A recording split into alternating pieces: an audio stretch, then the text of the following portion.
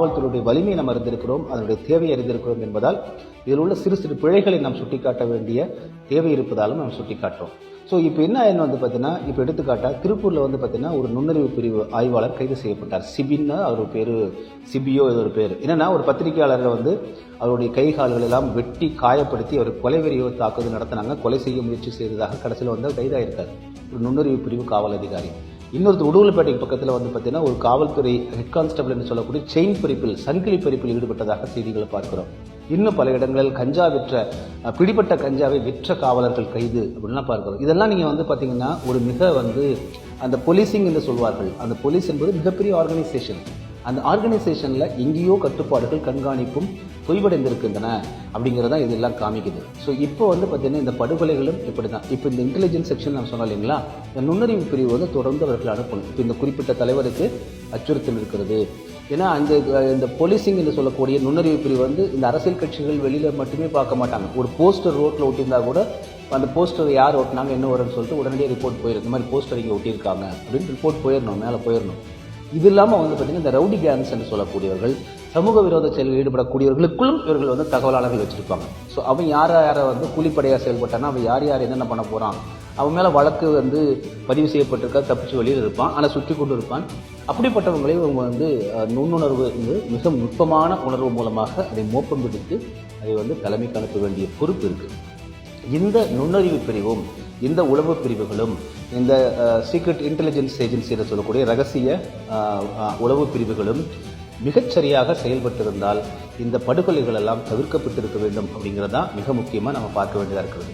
100% முடியாதுங்க.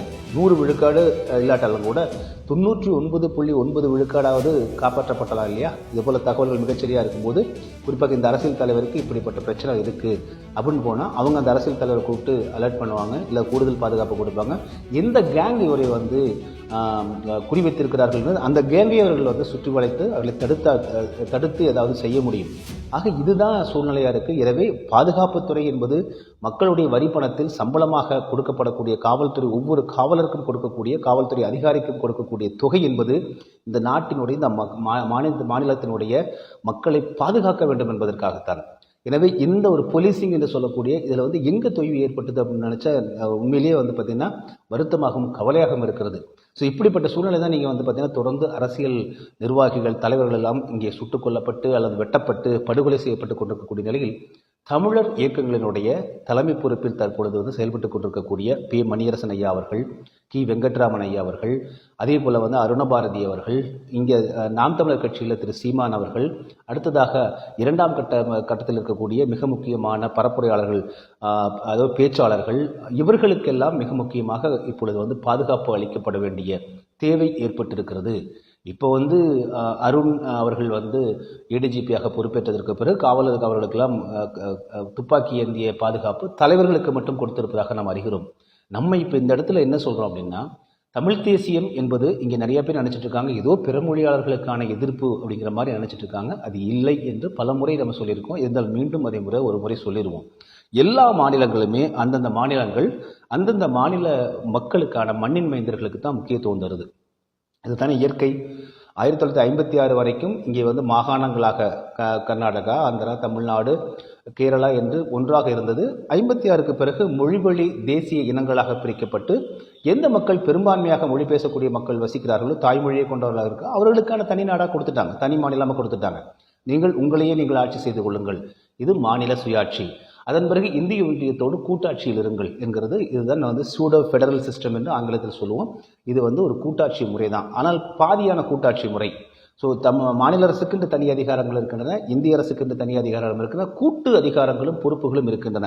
ஸோ இப்படி தான் இங்கே ஆட்சி ஆண்டுருக்கிறது. அப்படி பார்க்கும் பொழுது நீங்கள் தமிழ்நாட்டை பொறுத்த வரைக்கும் இந்திய அரசு, குறிப்பாக இந்திய மக்கள் தொகை கணக்கெடுப்பு நிறுவனம் நடத்திய ஒரு ஆய்வில் தாய்மொழியாக கொண்டவர்கள், எந்தெந்த மொழியை தாய்மொழியாக கொண்டவர்கள் எவ்வளவு பேர் தமிழ்நாட்டில் இருக்காங்க அப்படின்னு ஒரு புள்ளி வரும். இதில் நீங்கள் பார்த்தீங்கன்னா தமிழ்நாட்டில் மொத்தம் 7,21,47,030 பேர். அதை 7,22,00,000 அல்லது 21 லட்சம்னு வச்சுக்கலாம்.